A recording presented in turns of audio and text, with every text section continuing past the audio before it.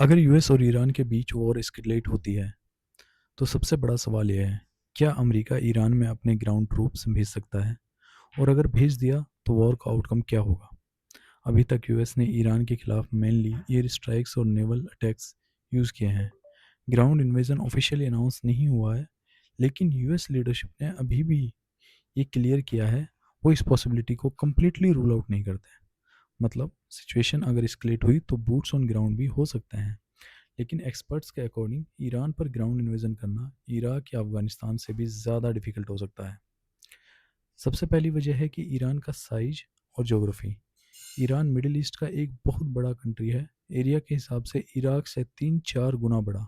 अगर यूएस को ईरान के न्यूक्लियर साइट्स, मिसाइल बेसिस और मिलिट्री इंफ्रास्ट्रक्चर कंट्रोल करना है तो ह्यूज नंबर ऑफ ट्रूप्स की ज़रूरत पड़ेगी। और हिस्ट्री भी एक वार्निंग देती है।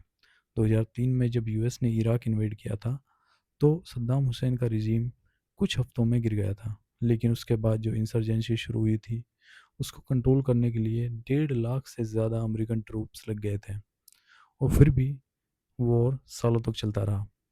एक्सपर्ट्स के मुताबिक ईरान में सिचुएशन और भी कॉम्प्लेक्स हो सकती है, क्योंकि ईरान के पास स्ट्रॉन्ग मिलिट्री इंफ्रास्ट्रक्चर और revolutionary guards and regional allies हैं।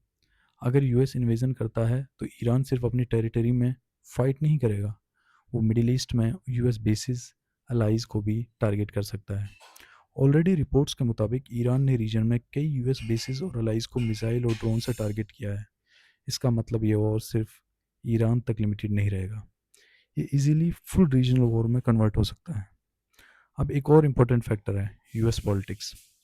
यूएस प्रेसिडेंट ने इलेक्शन कैंपेन में लार्जली एंटी वॉर मैसेजिंग दिया था, लेकिन एनालिस्ट का कहना है कि ground invasion politically risky decision होगा, स्पेशली ईरान और अफगानिस्तान वॉर्स की मेमोरीज अभी भी फ्रेश हैं। इसी वजह से कई एक्सपर्ट्स बिलीव करते हैं कि यूएस में मेन ऑब्जेक्टिव शायद फुल इन्वेजन नहीं है।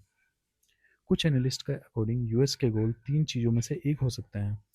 पहला, ईरान के न्यूक्लियर और मिसाइल कैपेबिलिटीज़ को डिस्ट्रॉय करना। दूसरा, ईरानियन गवर्नमेंट पर प्रेशर क्रिएट करना ताकि रिजीम वीकन हो जाए। तीसरा, नेगोशिएशन के थ्रू एक डील फोर्स करना जिसे यूएस अपनी विक्ट्री डिक्लेयर कर सके और वॉर से निकल जाए। एक और कंट्रोवर्शियल ऑप्शन भी डिस्कस हुआ है, हाँ, जो कि कुर्दिश फोर्सेस को सपोर्ट करके ईरान के अंदर अपराइजिंग क्रिएट करना। लेकिन एक्सपर्ट कहते हैं कि कुर्दिश ग्रुप्स के पास इतनी यूनिटी या कैपेबिलिटी नहीं है कि वो ईरान जैसे बड़े कंट्री में इन्वेजन लीड कर सके। इसलिए मोस्ट एनालिस्ट का मानना है कि फुल ग्राउंड इन्वेजन सबसे कम लाइकली सिनेरियो है। एयर स्ट्राइक्स और मिलिट्री प्रेशर से यूएस ईरान की कैपेबिलिटीज़ डैमेज कर सकता है, लेकिन एक्सपर्ट्स कहते हैं कि किसी भी कंट्री का न्यूक्लियर या मिलिट्री प्रोग्राम सिर्फ बॉम्बिंग से परमानेंटली डिस्ट्रॉय करना ऑलमोस्ट इम्पॉसिबल होता है। और अगर इन्वेजन हुआ तो वॉर बहुत लॉन्ग और कॉस्टली हो सकता है, सिर्फ ईरान के लिए नहीं बल्कि सोल्जर्स और ग्लोबल इकोनॉमी के लिए भी।